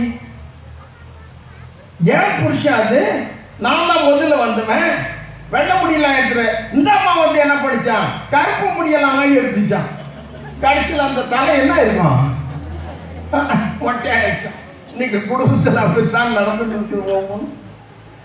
ஆகவே முதல் சம்சாரம் என்ன சொல்றாங்களோ அதை கேட்கலன்னா அந்த குடும்பம் 1க்கு 2 ஆகவே சாலமோனுக்கு 1700 மனையாட்டிகள், 300 மறுமையாட்டி, 300 கூத்தியாரு, 700 மனையாட்டிகள். அவங்க வழிபோக்கு பண்ணதுனால சாலமோன் விக்கிரக தோப்பு உண்டாக்கி பல விக்கிரகங்களை உண்டாக்கி அதற்கு கோயில்லாம் கட்டி கொடுத்தான். அதனால தேவனுடைய சாபத்துக்கு ஆளானான். ஆக உன்னுடைய ராஜ்யம் உன்னை விட்டு பிரிக்கப்படும் என்று ஆண்டவர் சொன்னார். எனக்கு அன்பானவர்களே, இந்த இடத்துல பார்க்கும்போது சாலமோன் தேவனுடைய பார்வைக்கு பொல்லாத காரியங்களை செய்ததனாலே அவனுடைய பதவி பறி போனது.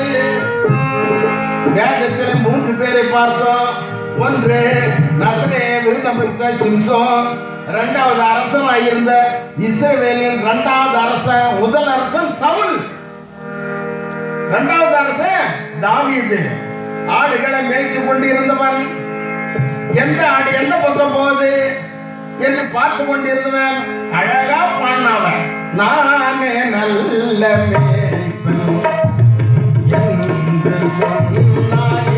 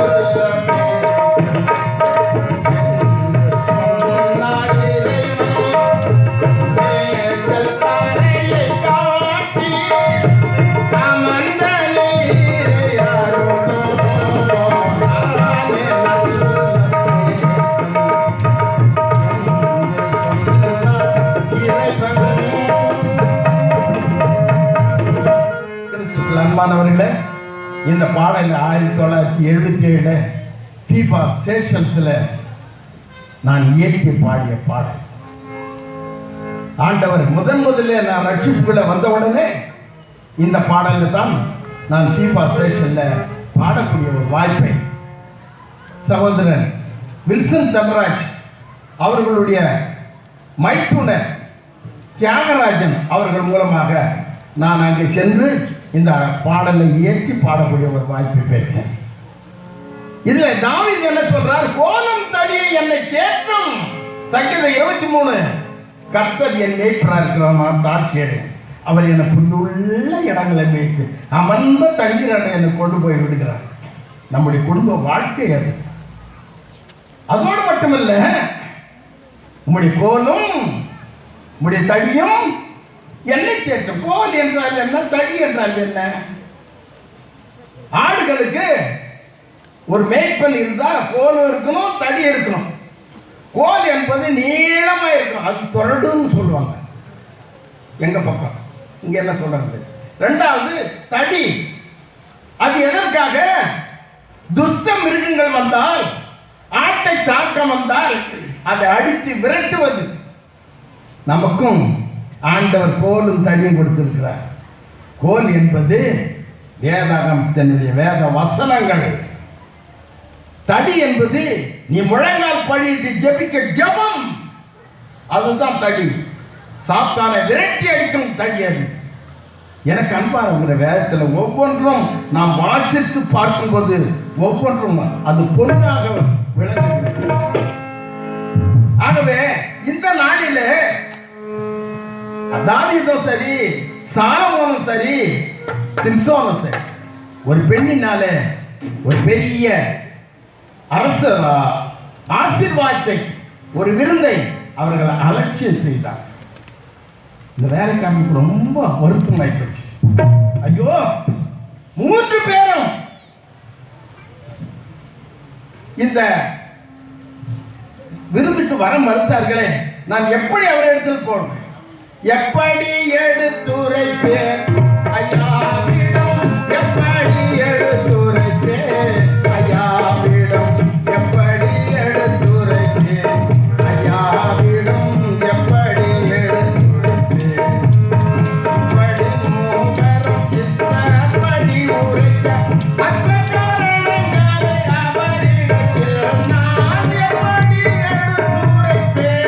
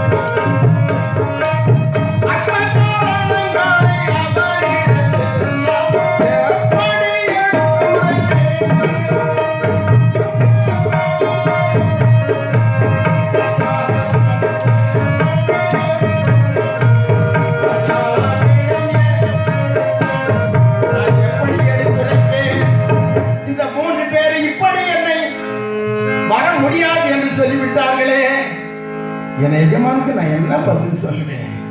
வேதனை. அருமையான விருந்து, இவர்கள் அலட்சியம் செய்தார்களே. நிலம் வாங்கினது ஒரு தவறா? மாடு வாங்கினது ஒரு தவறா?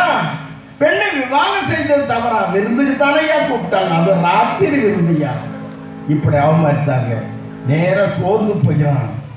எஜமான் எதிரே இருக்கிறார், இவன் தனியா வருகிறான், சோர்ந்து வருகிறான்.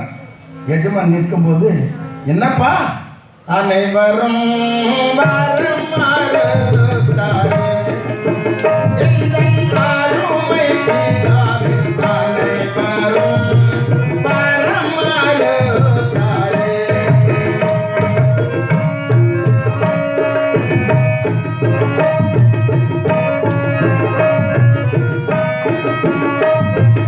ஒரு நபர் இளம் பொன்னாரம், ஒரு நபர் இளம் பொன்னாரம்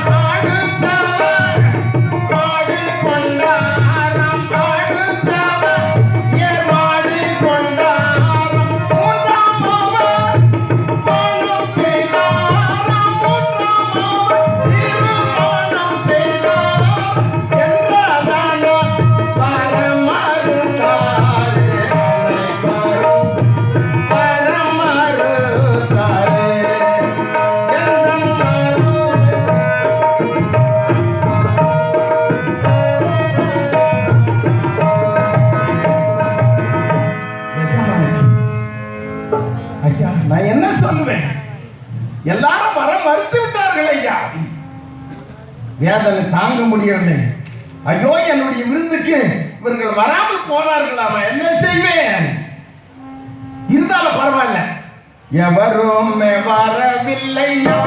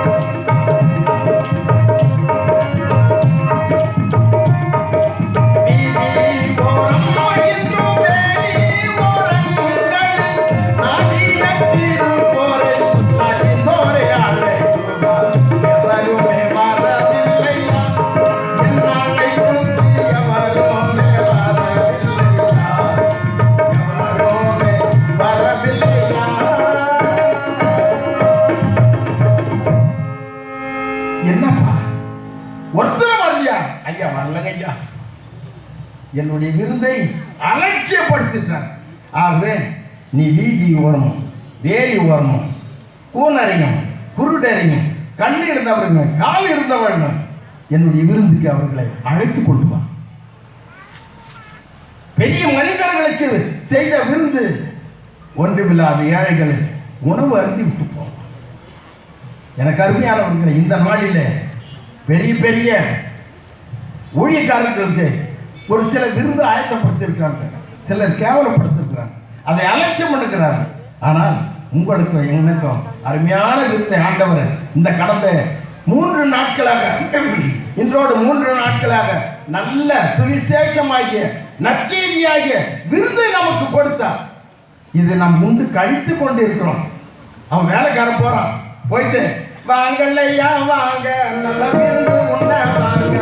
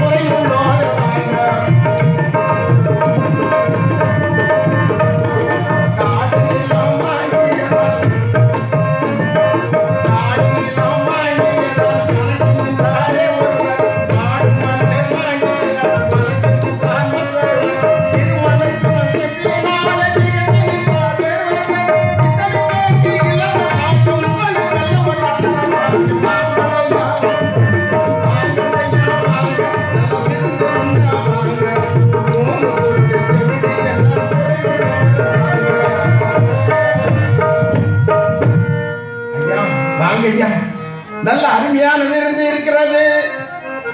பெரிய மனிதர்களுக்கு ஆயத்தம் செய்யப்பட்ட விருந்து உங்களுக்காக ஆயத்தமாக. எனக்கு அன்பானவர்கள், ஆண்டவராகிய இயேசு கிறிஸ்து உதாரண கதையில ரொம்ப அழகா சொல்லியிருக்கார்.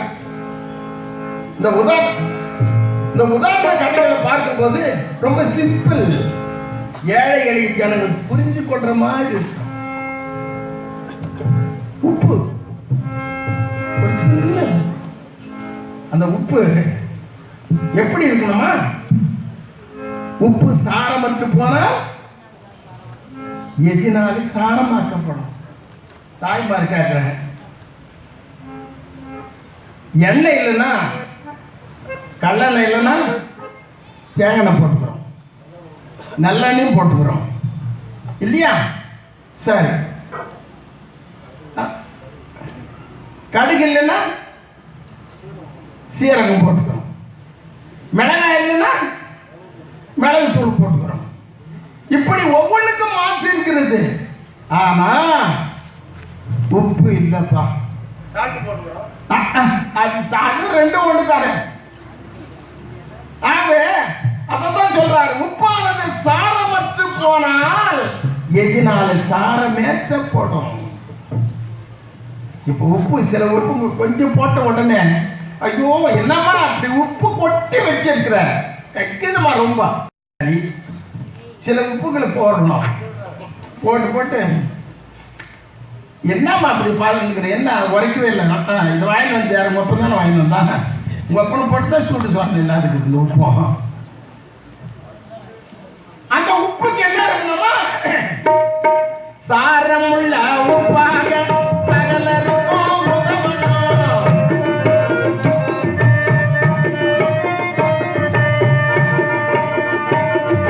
சாரமுள்ள உப்பாக சகலருக்கும் உதவணும். சாரமற்று போனாக்கா செத்து நீ மடியணும். சாரமற்று போனாக்கா செத்து நீ மடியணும்.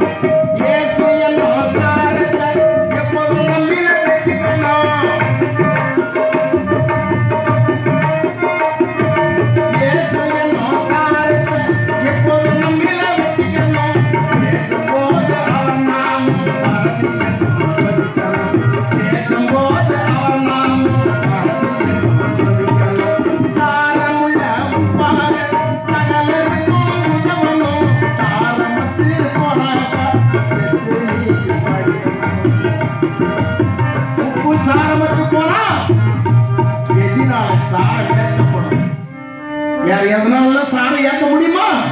முடியாது. அதத்தான் ஆண்டவர் சொல்றாரு, நம்ம எல்லாம் உப்பா இருக்கணும். நீங்கள் பூமிக்கு உப்பா இருக்கிறீர்கள்.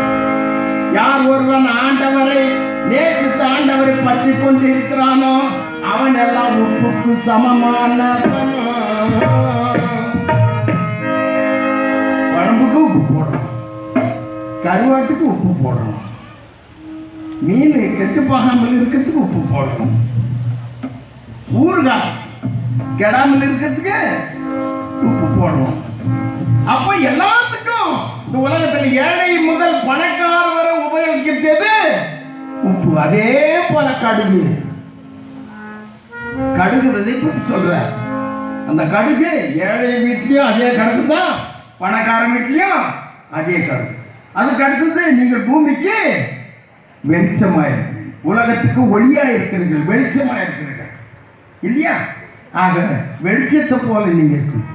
ஒரு சிலர் மூடி போட்டு அந்த வெளிச்சத்தை வெளியே விடுறது கிடையாது.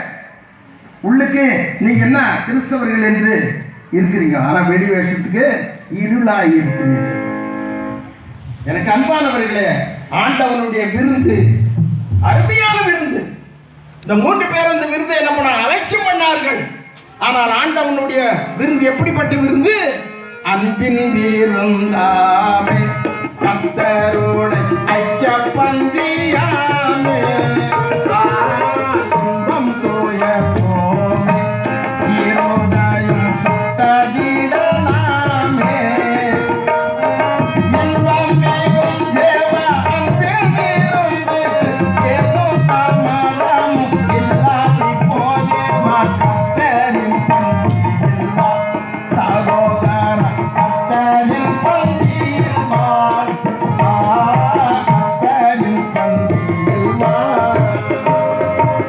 இந்த நாளில் ஆண்டவருடைய பந்தியிலே யாரெல்லாம் பங்கு பெற்றீர்களோ நீங்கள்லாம் ஆசீர்வதிக்கப்பட்டவர். அவருடைய பந்திக்கு இதோ சுவிசேஷமாகிய பந்தி. இதில் ஒவ்வொருவரும் தேவ வசனமாகிய ஆண்டவருடைய சத்தியத்தை நீங்கள் பருகி இருக்கிறீர்கள். ஆகவே நீங்கள் எல்லாம் ஆசீர்வதிக்கப்பட்டவர். ஆண்டவர் நம் ஒவ்வொருவரையும் அருமையான விருந்துக்கு அழைக்கிறார். சிலர் மண்ணாசினாலே அதை அவமதிக்கிறார்கள், சிலர் பொன்னாசினாலே அவமதிக்கிறார்கள், ஒரு சிலர் பெண்ணாசினாலே அவமதிக்கிறார்கள். ஆனால் யார் யாருக்கெல்லாம் தேவையோ ஏழை எளிய மக்களுக்கு அந்த விருந்து கொடுக்கப்படுகிறது. அதை மனமாற ஏற்று நாம் விருந்து உண்டு இந்த நாளில் மகிழ்ச்சி அடைந்தோம். இந்த நல்ல நாளில் இப்படியெல்லாம் ஏற்பாடு செய்த நம்முடைய போதக பிதா அவர்களுக்கு நன்றியோடு நான் வாழ்த்துகிறேன். அவர் இன்னும் பல நிகழ்ச்சிகளை செய்து ஆண்டவருடைய செய்தியை மென்மேல சொல்ல ஆண்டவர் தாமே கிருபை செய்வாராக. இந்த சுவிசேஷ ஊழியத்துக்கு உதவி செய்த என் அருமை பிள்ளைகளையும் மற்றும் எங்களை நல்ல முறையில் கவனித்த என் அருமை குடும்பத்தினர் ஒவ்வொருவரையும் மார்னிங் டிஃபன், மத்தியான சாப்பாடு, இரவு டிஃபன் எல்லாம் கொடுத்த என் அன்பு குடும்பத்தாருக்கு கொடா கோடி ஸ்தோத்திரங்களை ஏறெடுத்துக் கொடுக்கிறேன். நீங்கள் ஒவ்வொருவரும் ஆள் போல் செழித்து அருகு போல் வேரூன்றி என்றென்ற இறைமகன் இயேசு நாமத்தில் வாழ நான் வாழ்த்துக்கிறேன். அது என்ன ஆள் போல் செழித்து அருகு போல் வேரூன்றி? ஆலமரத்தில் வேர் நிறைய விழுதுகள் விடும்.